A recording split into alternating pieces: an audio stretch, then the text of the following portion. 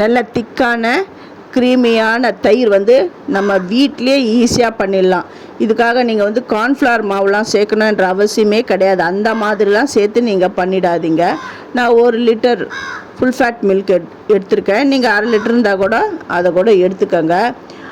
நீங்கள் வந்து அதை உடச்சி அடுப்பில் வச்சு நல்லா பொங்கணும். பொங்கிட்ட உடனே ஸ்டவ்வை சிம்மில் வச்சு ஒரு 2 நிமிஷம் அப்படியே அடுப்பிலே வச்சு விடுங்க. கரண்டியை விட்டு நல்லா கலந்து விடுங்க.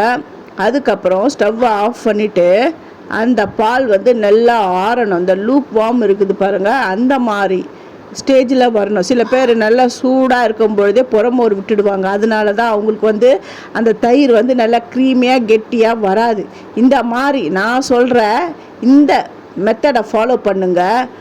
நல்லா நார்மலாகவே நம்ம வந்து வீட்டில் தயிர் வந்து நல்லா கெட்டியான தயிர் ரெடி பண்ணலாம். இந்த தயிரை நல்லா ஆற விட்டுட்டு சில்லுன்னு இருக்கும்போது இல்லை லூக் வார்ம் அந்த டைமில் வந்த உடனே தான் நீங்கள் வந்து புறமோர் விடணும். அப்போ தான் தயிர் வந்து நல்லா கெட்டியாக இருக்கும்.